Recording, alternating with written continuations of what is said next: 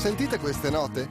È musica nata in questa sala prove, dove l'estro di una band, i Grimum nella fattispecie, ha goduto di una serenità che un luogo speciale come la fattoria Rio Selva riesce a sprigionare.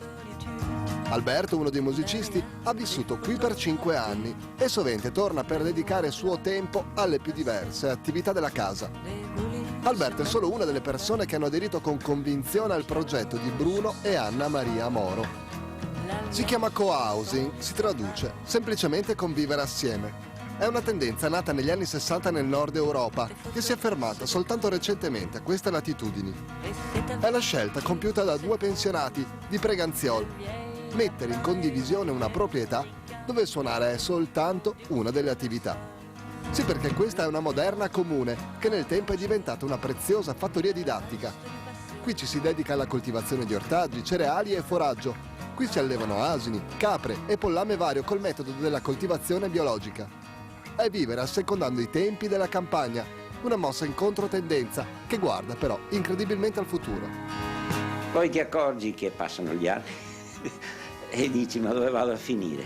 In casa di riposo? No, si rifiuta questo concetto che è il concetto del rifiuto, dello scarto. Non siamo soggetti di scarto, siamo soggetti che hanno un progetto di vita. E nella co-housing non ci siamo trovati da solo con gli anziani, sono venuti i giovani, cioè il progetto di vita prosegue e proponiamo assieme a loro un altro progetto, che è il progetto di una vecchiaia più attiva, più presente nel contesto proprio del tempo e del momento che viviamo. Un progetto apripista, allora, considerato anche il momento di crisi economica.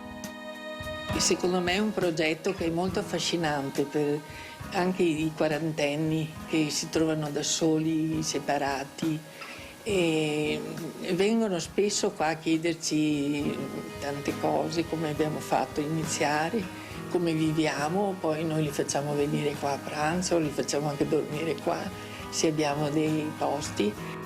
9 attualmente gli abitanti della fattoria, tanti di più, gli amici di ogni età che passano semplicemente per un saluto.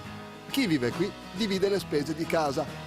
Nel rispetto della natura qui si vive in comunità, ma con lo spazio per essere indipendenti. L'obiettivo d'altronde è ambizioso: alzare al massimo la qualità della vita.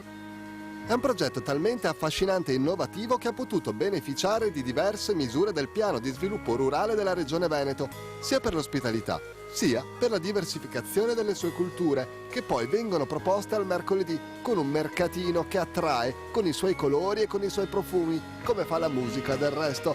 Un richiamo non solo per chi ci vive o per chi ci ha vissuto, per un posto difficile da dimenticare.